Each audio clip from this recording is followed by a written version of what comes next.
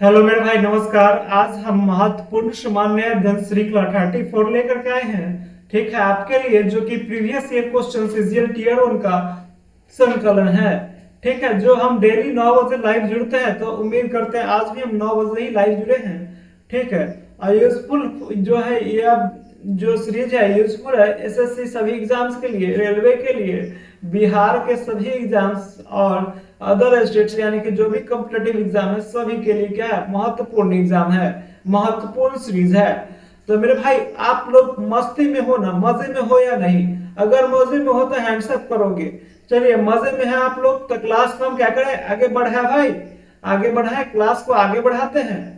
क्या करा, निम्नलिखित में से कौन भारत के पहले लोकपाल का गैर न्यायिक सदस्य है? ऑप्शन 1 है दिलीप भोसले, ऑप्शन 2 पीके मोहंती, ऑप्शन 3 अर्चना रामचंद्रम, ऑप्शन 4 अभिलाषा कुमारी। तो इसका सही उत्तर हो जाएगा मेरे भाई अर्चना रामचंद्रम, जो कि लोकपाल के गैर न्यायिक सदस्य हैं। ठीक है, अब हम जानते हैं लोकपाल के बारे में कुछ बातें। लोकपाल लोकपाल का गठन मेरे भाई 19 मार्च 2019 को किया गया। इसका हेडक्वार्टर, इसका मुख्यालय नई दिल्ली में स्थित है। इसकी एजेंसी एग्जीक्यूटिव यानी कि उसका जो चेयरपर्सन है कौन है, पिनाकी चंद्र घोष जी हैं। और उसके जुडिशियल मेंबर्स यानी कि न्यायिक सदस्य हैं दिलीप बाबा साहेब भोसले, प्रदीप कुमार मोहंती, ठीक है, अभिलाषा कुमारी। उसके क्या है, जुडिशियल मेंबर्स हैं। नॉन जुडिशियल मेंबर्स हैं दिनेश जैन, अर्चना रामचंद्रम, महेंद्र सिंह, डॉक्टर इंद्रजीत प्रसाद गौतम। तो मेरे भाई भारत के पहले लोकपाल का गैर न्यायिक सदस्य कौन सा उत्तर सही हो जाएगा, अर्चना राम सुंदरम। आगे बढ़ते क्वेश्चन नंबर 2। किस शासकों ने खजुराहो में अपना धार्मिक राजधानी स्थापित की थी? यानी खजुराहो में किस शासकों ने अपना धार्मिक राजधानी स्थापित की थी?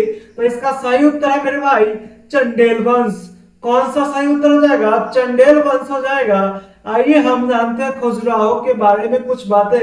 ये जो आपको फोटो दिखाई दे रहा है, किसका फोटो है मेरे भाई? तो ये फोटो दिखाई दे रहा है कंदरिया महादेव मंदिर का फोटो है।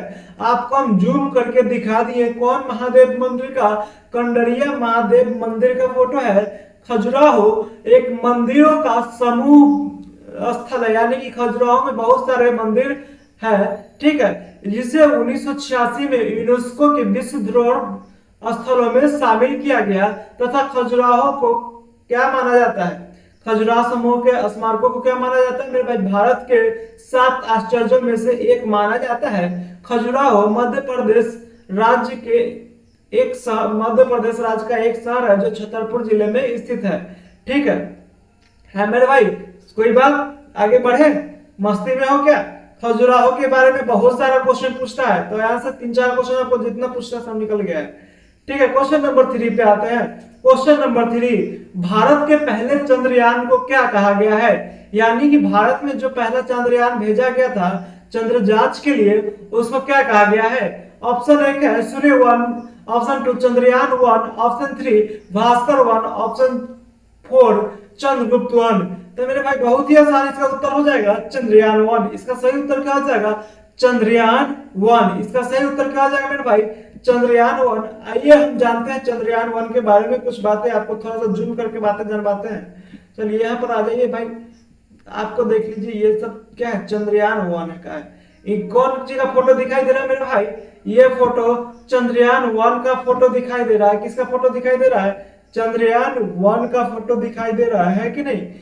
किसका फोटो है, चंद्रयान 1 का फोटो है, जो कि चंद्रमा के ऑर्बिट में क्या करता है, चक्कर लगाता है। यानी कि उसका ऑर्बिट में क्या कर रहा है, चक्कर लगा रहा है, जो कि चंद्रमा के बारे में जो भी जानकारी है वह हमें बताता है। यह चंद्रयान 1 इंडिया का फर्स्ट मिशन टू मून था, यानी कि चंद्रमा का पहला मिशन था। Placed in lunar orbit on November 8 नवंबर 2008, यानी कि 8 नवंबर 2008 को यह लूनर ऑर्बिट में क्या किया गया, प्लेस कर दिया गया। चलिए आगे बढ़ते क्वेश्चन नंबर 4 पे चलते हैं।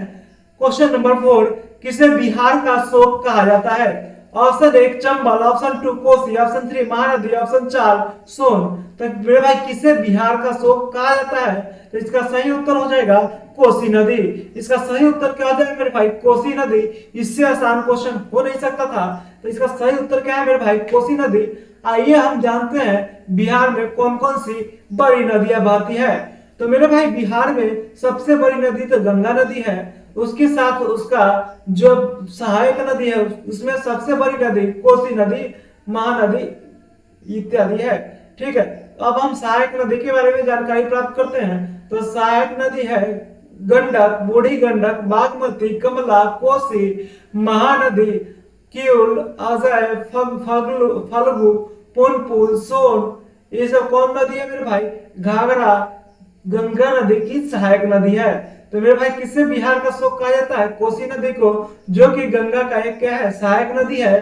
क्वेश्चन नंबर 5 पे आते हैं। टिड्डा के कान उसके कहां पर स्थित होते हैं? भाई सोमू, सूरज, सभी को मजा आ रहा है, हैंड्स अप करते रहना। टिड्डा के कान उसके कहां पर स्थित होते हैं? तो मेरे भाई इसका सही उत्तर हो जाएगा टिड्डा के कान उसके पेट पर स्थित होते हैं। आइए हम जानते हैं टिड्डा के बारे में कुछ बातें। ये जो आप दिखाई दे रहा है टिड्डा का आंख, mouth parts, forewing, antenna, head, thorax, abdomen, hind wing सब दिखाई दे रहा है आपको। पेट में इसका क्या होता है? कान मौजूद होता है। टिड्डा के कान में उसे कहां पर टिड्डा के कान उसके कहां पर स्थित होते हैं? तो उसके पेट में स्थित होते हैं मेरे भाई। चलिए आगे बढ़ते हैं, क्वेश्चन नंबर चलते हैं 6 पे। बैंकिंग के संदर्भ में एडीएफ का पूर्ण रूप क्या है? बैंकिंग के संदर्भ में एडीएफ का पूर्ण रूप क्या है? तो इसका सही उत्तर क्या है मेरे भाई? Actual data follow. इसका सही उत्तर क्या जाएगा? एक्चुअल, सॉरी गलती से हम बोल दिए भाई। Option number 1 actual data follow, option 2 all day finance, option 3 automated digital follow, option 4 automated data follow. तो मेरे भाई बैंकिंग सेक्टर में एडीएफ का फुल फॉर्म होता है ऑटोमेटेड डाटा फॉलो। क्या होता है सही उत्तर इसका? Automated data follow. चलिए क्वेश्चन नंबर 7 पर चलते हैं। सम्राट अकबर के दरबार में टोडरमल क्या थे? तो मेरे भाई सम्राट अकबर के दरबार में टोडरमल क्या थे? ऑप्शन 1 है आपके पास संस्कृति मंत्री, ऑप्शन 2 वित्त मंत्री, ऑप्शन 3 शिक्षा मंत्री, ऑप्शन 4 सेनापति। तो मेरे भाई सम्राट अकबर के दरबार में टोडरमल वित्त मंत्री थे। इन्होंने एक प्रथा भूमि राजस्व के लिए 10 लाख प्रथा प्रणाली क्या किए? 10 लाख प्रणाली लागू किए। टोडरमल ने एक क्वेश्चन इंपॉर्टेंट हो जाएगा यहाँ से कि भूमि राजस्व के लिए 10 लाख प्रणाली किसने लागू किया था? तो अकबर के वित्त मंत्री टोडरमल ने लागू किया था। तो मेरे भाई मजा आ रहा है आपको? अगर मजा आ रहा है तो भाई हैंड्स अप करेंगे। सूरज, सोनू, श्रवण, अमन, मनीष, मेरे भाई जितने मेरे भाई जुड़ चुके हैं सभी हैंड्स अप करते चलेंगे। चलिए क्वेश्चन नंबर 8। आज आपकी जो मैप की वीडियो है, आपकी मैप की वीडियो रात में 8 बजे आएगी। फिर हम उसके बाद उसका शेड्यूल बता दिया जाएगा, उसी टाइम में अगले दिन से मैप की वीडियो आएगी। ठीक है, तो क्वेश्चन नंबर 8। चूना पत्थर एक काली छटी होती है, तल छटी होती है, जो मुख्यतः किससे बनी होती है? तो मेरे भाई चूना पत्थर किससे बनी होती है? तो सही उत्तर हो जाएगा कैल्शियम कार्बोनेट से। चूना पत्थर किससे बनती है? तो कैल्शियम कार्बोनेट से। आइए हम जानते हैं कैल्शियम कार्बोनेट के बारे में कुछ बातें। कैल्शियम कार्बोनेट एक रासायनिक यौगिक है जिसका सूत्र CaCO3 होता है। यह चट्टानों में पाया जाने वाला एक सामान्य पदार्थ है जो खनिज कैल्साइट और ऑर्गेनाइट और अंडे के छिलके, घोंगे के गोले, सीसेल और मोती का मुख्य घटक है। तो मेरे भाई चूना पत्थर एक काली तल छटी होती है जो मुख्यतः कैल्शियम कार्बोनेट से बना होता है। तो मेरे भाई मजा आ रहा होगा क्लास में? आपको मजा आ रहा है तो हैंड्स अप, लाइक करेंगे वीडियो को। क्या करेंगे आप लोग? लाइक करेंगे। जीवन में जिसा लेते रहेंगे, आप क्वेश्चन को आगे बढ़ाते रहेंगे। क्या करेंगे? क्वेश्चन को आगे बढ़ाते रहेंगे। क्वेश्चन नंबर 9 पे सोमू, सूरज, तुम लोग में हम गजब का इंप्रूवमेंट देखे हैं। मनीष भाई तुम भी हो जाओगे 100%, सभी आदमी को नंबर लाना है। श्रवण तुम भी 100% नंबर लाओगे। अमन तुम भी लाओगे। सभी लोग 100% नंबर लाओ। प्रत्येक दिन जो टेस्ट होता है उसमें हमें 100% नंबर चाहिए। अभी हम पढ़ा दिए। शाम में आपका हम टेस्ट लेते हैं जिसमें कि हमको क्या होना चाहिए, 100% नंबर आना चाहिए। आप सभी बहुत बेहतरीन कर रहे हैं, 95% स्कोर, 96% स्कोर डेली कर रहे हैं, 4% स्कोर बढ़ा लीजिए, 100% हो जाएगा। चलिए क्वेश्चन नंबर 9, एक बैटरी किस ऊर्जा को विद्युत ऊर्जा में परिवर्तित करता है? तो मेरे भाई एक बैटरी किस ऊर्जा को विद्युत ऊर्जा में परिवर्तित करता है?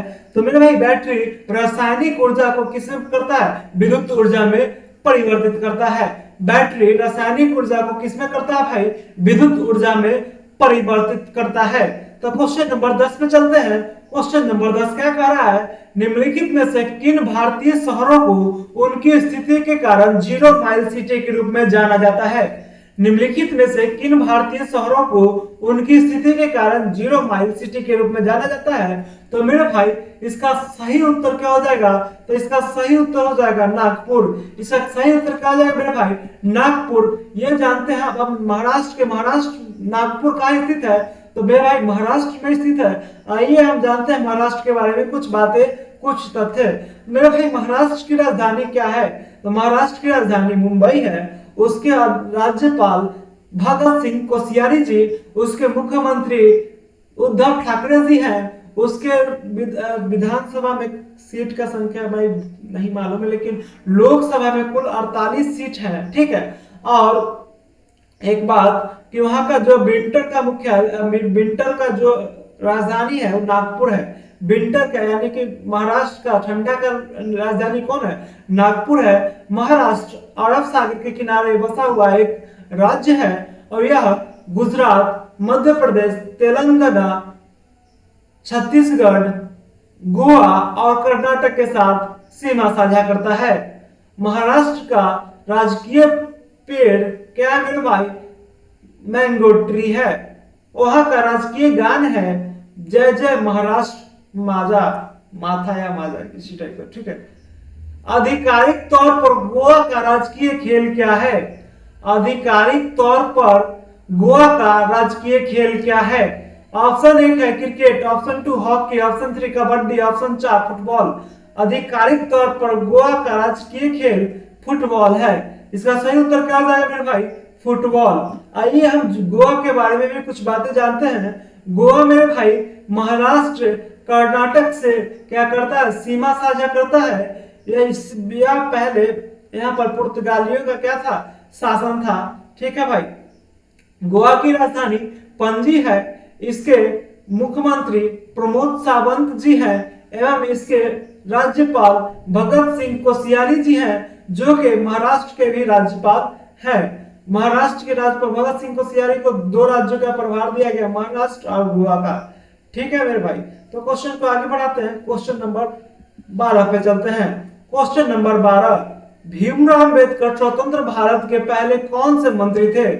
तो मेरे भाई भीमराव अंबेडकर स्वतंत्र भारत के पहले कानून मंत्री थे। इसका सही उत्तर क्या हो जाएगा, कानून मंत्री थे। उससे पहले वे वायसराय के काल में श्रम मंत्री रह चुके थे। कौन से मंत्री रह चुके थे वायसराय के काल में, श्रम मंत्री। चलिए हम जानते हैं भीमराव अंबेडकर जी के बारे में कुछ बातें। ये जो आपको फोटो दिखाई दे रहा है, किनका फोटो है मेरे भाई, भीमराव अंबेडकर जी का फोटो है।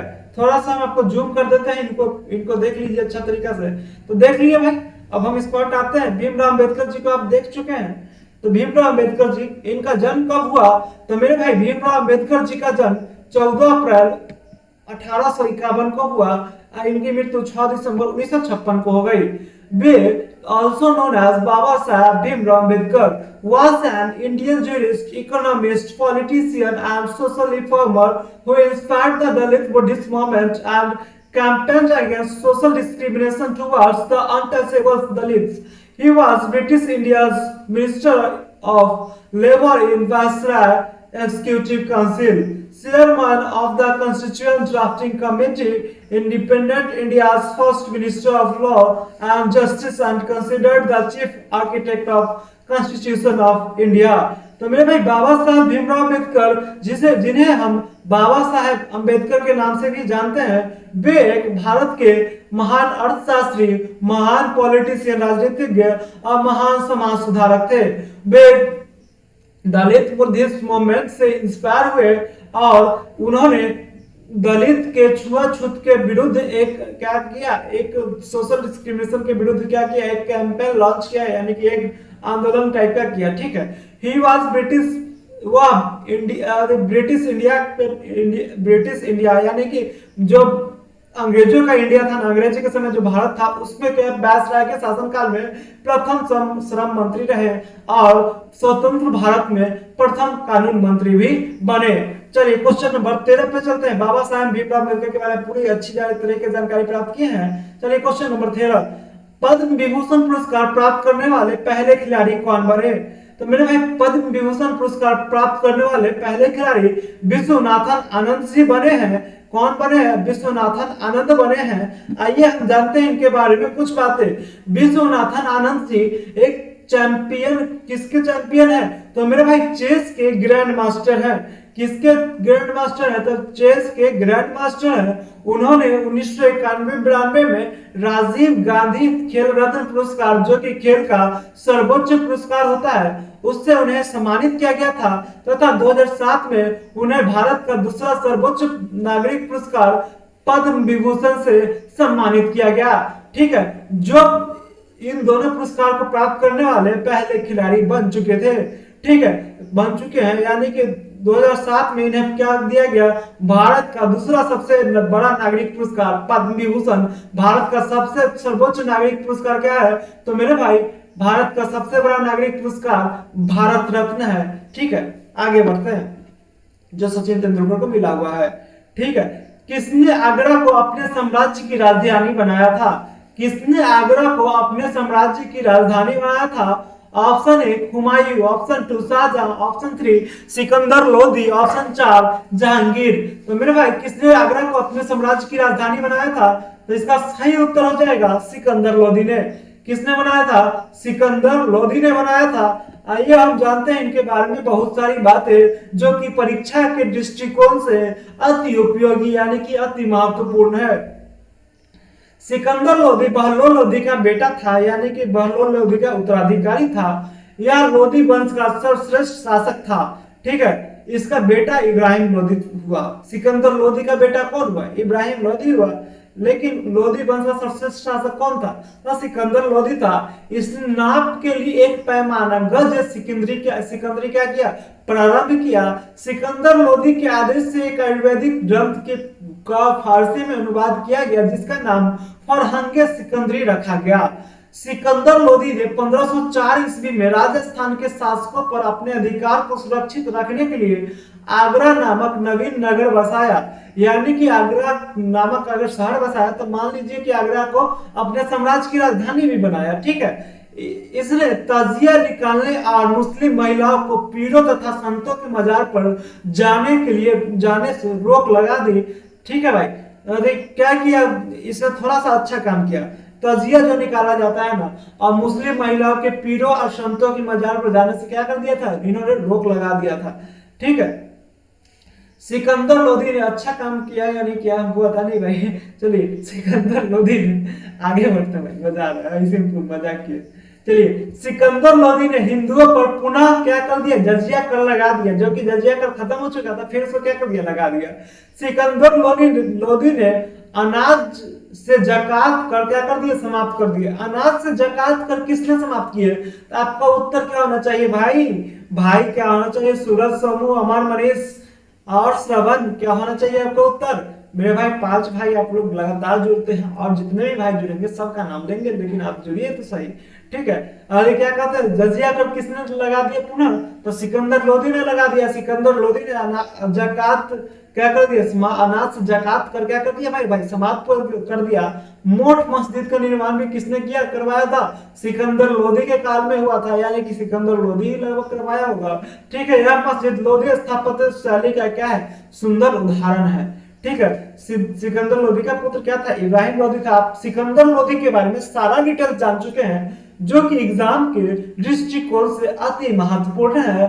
किसने आगरा को अपने साम्राज्य की राजधानी बनाया था? तो सही उत्तर है भाई सिकंदर लोदी। आगे बढ़ते हैं, क्वेश्चन नंबर 15, किस भारतीय ने परिधान डिजाइन के लिए वर्ष 1982 में अकेडमी पुरस्कार जीता? तो मेरे भाई किस भारतीय ने परिधान डिजाइन के लिए वर्ष 1982 में अकादमी पुरस्कार जीता? आपके पास चार ऑप्शन निम्नलिखित है, ऋतु बेरी, नीता लुला, भानु अथैया, ऋतु कुमार। तो मेरे भाई इसका सही उत्तर हो जाएगा भानु अथैया। आइए हम जानते हैं भानु अथैया जी के बारे में कुछ बातें। ये देखिए भानु अथैया है ना, हमारे देश की पहली महिला एक्टर थी जिन्होंने प्रथम ऑस्कर पुरस्कार जीता, यानी कि उन्होंने क्या किया, भारत में पहला ऑस्कर जीता जो कि एक महिला थी। भानु अथैया एक भारतीय पोशाक डिजाइनर थी। उन्होंने गुरु दत्त, यश चोपड़ा, बी.आर. जैसे भारतीय फिल्म निर्माताओं के साथ 100 से अधिक फिल्मों में काम किया।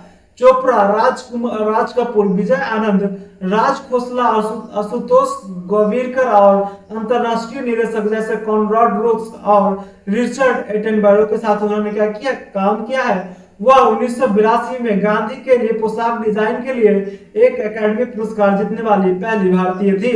यानी कि किस भारतीय ने परिधान डिजाइन के लिए वर्ष 1982 में अकादमी पुरस्कार जीता? तो मेरे भाई सही उत्तर हो जाएगा भानु अथैया, जो कि पहली महिला, हमारे देश की पहली महिला ऑस्कर पुरस्कार जीतने वाली पहली महिला थी। चलिए क्वेश्चन नंबर 16 पे आते हैं। Question number 16, the blue umbrella पुस्तक किसने लिखी? द ब्लू अम्ब्रेला पुस्तक किसने लिखी? ऑप्शन 1 है रस्किन बॉन्ड, ऑप्शन 2 है Jhumpa Lahiri, option 3 Arvind Adiga, option 4 R K Narayan. तो मेरे भाई द ब्लू अम्ब्रेला पुस्तक किसने लिखी है? आप मेरे भाई पहले बताएंगे। मजा आ रहा है? सभी लोग क्लास में है कि नहीं? अगर है तो हैंड्स अप करेंगे, अपना प्रेजेंसी दिखाते रहेंगे और हमें बताते रहेंगे कि आपको इससे कुछ फायदा भी हो रहा है या नहीं हो रहा है। अगर आपको कुछ फायदा हो रहा है तभी हमको जीएस का सीरीज चलाने से कुछ फायदा है, ठीक है। पैसा कमाने का फायदा नहीं, लेकिन आपको अगर फायदा होता है तो हमें भी फायदा है, क्योंकि आपका एक रिजल्ट हमें क्या करेगा, बहुत ऊंचाई तक ले जा सकता है। हमारा भी एक रिजल्ट क्या कर सकता है, हमें भी बहुत ऊंचाई तक ले जा सकता है। चलिए इसलिए हम कर रहे हैं, आपको मजा आ रहा है तो आप रिजल्ट ओरिएंटेड बने, न कि टाइम पास करने वाले व्यक्ति, ठीक है। आप क्या करें, रिजल्ट ओरिएंटेड आदमी बनिए। चलिए द ब्लू अम्ब्रेला पुस्तक किसने लिखा है? इसका सही उत्तर हो जाएगा मेरे भाई रस्किन बॉन्ड। इसका सही उत्तर क्या हो जाएगा? Ruskin bond. आइए हम जानते हैं इनके बारे में, सभी चार ऑप्शंस के बारे में बात है। द ब्लू अम्ब्रेला पुस्तक रस्किन बॉन्ड ने लिखा, द लोलैंड पुस्तक झुम्पा लाहिरी ने लिखा, द व्हाइट टाइगर पुस्तक अरविंद अडिगा ने लिखा है, Malgudi days are K Narayan ने लिखा है। आपसे कभी कभी क्वेश्चन पूछ देता है मालगुडी डेज किसने लिखा, तो आपका सही उत्तर होना चाहिए are K Narayan. The white tiger किसने लिखा? अरविंद अडिगा। द लोलैंड किसने लिखा? Jhumpa Lahiri. The blue umbrella किसने लिखा? रस्किन बॉन्ड ने। चलिए क्वेश्चन नंबर 17 पे चलते हैं। क्वेश्चन नंबर 17, किसको भारत के स्कॉटलैंड के रूप में जाना जाता है? तो मेरे भाई किसको भारत के स्कॉटलैंड के रूप में जाना जाता है? तो इसका सही उत्तर हो जाएगा मेरे भाई कुर्ग को। इसका सही उत्तर क्या हो जाएगा? कुर्ग को। कुर्ग को क्या जाना जाता है? भारत के स्कॉटलैंड के रूप में जाना जाता है। कुर्ग को भारत के स्कॉटलैंड के रूप में क्या किया जाता है? जाना जाता है। Coorg is known as the Scotland of India because of striking similarities between the two places in terms of geography, terrain, architecture, atmosphere, climate, and numerous fresh water bodies. Both of these places boast of beautiful vast stretches of lush greenery, beautiful rolling hills, and gorgeous waterfalls. तो मेरे भाई किसको भारत के Scotland के रूप में जाना जाता है? तो सही उत्तर हो जाएगा कुर्ग को, क्योंकि कुर्ग क्या है, कुर्ग और स्कॉटलैंड में एक समानता पाई जाती है। वहां का जियोग्राफिकल कंडीशन, वहां का आर्किटेक्चर, वहां का एटमॉस्फेरिक यानी कि वहां का जो वातावरण है, वहां का जो क्लाइमेट है, वहां का जो झरना है, ठीक है, इस सब से क्या होता है, वहां का जो खूबसूरती है, रोलिंग हिल्स एंड बहुत बेहतरीन टाइप का ग्रीनरी है वहां पर। ये सब किससे तुलना मैच खाता है? तो स्कॉटलैंड से मैच खाता है, इसलिए हम कुर्ग को भारत का स्कॉटलैंड के रूप में भी जानते हैं। क्वेश्चन नंबर 18 पे आते हैं मेरे भाई। क्वेश्चन नंबर 18 क्या कहता है इसको जानते हैं। क्वेश्चन नंबर 18 कह रहा है, भारतीय प्रतिभूति और विनिमय बोर्ड की स्थापना किस वर्ष में हुई थी? भारतीय प्रतिभूति और विनिमय बोर्ड की स्थापना किस वर्ष में हुई थी? यानी कि आपसे पूछ रहा है सेबी की स्थापना किस वर्ष में हुई थी? Stock exchange board of India, ठीक है, यही ना होता है, भूल गया भाई क्या होता है। भारतीय प्रतिभूति और विनिमय बोर्ड की स्थापना किस वर्ष में हुई थी? तो इसका सही उत्तर हो जाएगा मेरे भाई वर्ष 1992। इसका सही उत्तर क्या आ जाएगा? वर्ष 1992। भाई बढ़ जा, इसका सही उत्तर क्या आ जाएगा मेरे भाई? वर्ष 1992। इसका सही उत्तर क्या आ जाएगा? वर्ष 1992। हाँ सही तो हम बोल रहे थे। इसका सही उत्तर क्या होता है? वर्ष 1900। भारतीय प्रतिभूति और विनिमय बोर्ड की स्थापना किस वर्ष में हुई थी? वर्ष 1992 में हुई थी, ठीक है। इसका फुल फॉर्म होता है, सेबी का फुल फॉर्म होता है the securities and exchange board of India. Securities हम भूल गए थे, तो क्या होता है मेरे भाई, कभी कभी हम भी बात भूल जाते हैं, तो उससे घबराइएगा नहीं कि हमको नहीं आ रहा है, आता है भाई, कभी कभी भूल जाते हैं, ठीक है। मजा आ रहा है ना? कभी कभी दिशा लेते रहना चाहिए। चलिए सेबी का फुल फॉर्म क्या होता है? The securities and exchange board of India is the regulatory body for securities and commodity market in India under the jurisdiction of minister of finance, government of India. यानी कि जो आप यहाँ पर बिल्डिंग देख रहे हैं, ये लोगो देख रहे हैं, किसका है? सेबी का है। सेबी का बिल्डिंग कहाँ पर स्थित है मेरे भाई? मुंबई में स्थित है, जो कि भारत सरकार के वित्त मंत्रालय द्वारा क्या किया जाता है? संचालित किया जाता है, जो कि इसका स्थापना वर्ष 1988 में की गई थी, लेकिन पावर में आया भाई 1992 में। तो आपसे सही उत्तर क्या हो जाएगा? इसका ऑप्शन में ही क्या है, यहाँ पर गलती था, ये पावर में कितना आया? 1992 में आया। और इसका स्थापना कब हुआ? 12 अप्रैल 1988 को। तो इसका सही उत्तर अगर स्थापना पूछ देगा तो क्या आ जाएगा सही उत्तर? 12 अप्रैल 1988। अब पूछे कि वह पावर में कब से संचालित हुआ, कब से चला, कब से पावर में आया, तब उसका सही उत्तर हो जाएगा 1992, ठीक है। अब सही है, अब सही है, ठीक है। इसका हेड क्वार्टर कहां पर है? तो मेरे भाई बांद्रा कुर्ला कॉम्प्लेक्स, जो कि मुंबई में स्थित है, वहां पर क्या है? हेड क्वार्टर है। तो मेरे भाई सेबी का स्थापना किस वर्ष में हुआ था? 1988 में हुआ था, लेकिन जब से वो चला उसी को हम क्या मान लिया? क्वेश्चन में स्थापना मान लिया एसएससी, तो वही आपको दे दिया 1992 दे दिया है, ठीक है। ये एसएससी का जो है क्वेश्चन है, उसी का ऑप्शन दिया हुआ है। तो उसके तहत उसका सही उत्तर है 1992, लेकिन वास्तविक स्थापना 1988 में हुआ था, और यह इसको पावर दिया गया था सेबी एक्ट के तहत 1992 में, ठीक है, 30 जनवरी 1992 को। आगे बढ़ते हैं, क्वेश्चन नंबर 19। मानव शरीर में उस एंजाइम का नाम बताइए जो कार्बोहाइड्रेट को तोड़ने में मदद करता है। तो मेरे भाई मानव शरीर में वह एंजाइम एमिलेज है। इसका सही उत्तर क्या हो जाएगा? एमिलेज। क्या हो जाएगा मेरे भाई इसका सही उत्तर? एमिलेज। एमिलेज एक एंजाइम है जो स्टार्च के हाइड्रोलाइसिस को शर्करा में उत्प्रेरित करता है। एमिलेज मनुष्यों और कुछ अन्य स्तनधारियों की लार में मौजूद होता है, जहां पाचन की रासायनिक प्रक्रिया क्या करता है? वह शुरू करता है। तो मेरे भाई एमिलेज के बारे में आप बातें जान चुके हैं। तो एमिलेज क्या है? तो एमिलेज उस रसायन का नाम है जो कार्बोहाइड्रेट को तोड़ने में क्या करता है? मदद करता है। Question number 20। खिचड़ी, उत्तरायण और लोहड़ी त्योहार को के विभिन्न नाम कौन से हैं? इसका सही उत्तर क्या है? तो मेरे भाई ऑप्शन 1 है Ganesh Chaturthi, option 2 Dussehra, option 3 Makar Sankranti, option 4 Holi. तो मेरे भाई खिचड़ी, उत्तरायण, लोहड़ी त्योहार के विभिन्न नाम क्या है? तो इसका सही उत्तर हो जाएगा मकर संक्रांति। इसका सही उत्तर क्या हो जाएगा मेरे भाई? मकर संक्रांति। चलिए क्वेश्चन मकर संक्रांति के बारे में भी जानते हैं कुछ बातें। मकर संक्रांति या उत्तरायण या माघी संक्रांति, जिसे हम नाम से भी जानते हैं, ठीक है, जिसे बांग्लादेश में पौष संक्रांति के रूप में भी जाना जाता है। यह हिंदू कैलेंडर में एक त्योहार का दिन है जो देवता सूर्य को समर्पित है। यह हर साल 14 या 15 जून को मनाया जाता है, जिस दिन सूर्य मकर राशि में प्रवेश करता है, ठीक है, ठीक है मेरे भाई। तो आप इतना बात समझ गए। खिचड़ी, उत्तरायण, लोहड़ी त्योहार किसके विभिन्न नाम है? तो मेरे भाई मकर संक्रांति के विभिन्न नाम है। क्वेश्चन नंबर 21 पे आते हैं, ब्राइन घोल क्या है? ब्राइन घोल क्या है? ऑप्शन 1 है अधिक नमक प्लस पानी, ऑप्शन 2 चांदी, ऑप्शन 3 अधिक एथेनॉल, ऑप्शन 4 अधिक एथेनॉल प्लस पानी, ऑप्शन 4 अधिक स्टार्च प्लस पानी। तो मेरे भाई ब्राइन घोल क्या है? बताना सूरज, सोमू, मनीष। अभिषेक यानी कि मोनू, अमन और श्रवण। राजा जी अगर जुड़ चुके हैं तो राजा जी चाहे जो भी आदमी जुड़े हुए हैं जल्दी से बताइए ब्राइन घोल क्या है। तो मेरे भाई इसका सही उत्तर हो जाएगा मेरे भाई ब्राइन घोल अधिक नमक प्लस पानी का मिश्रण है।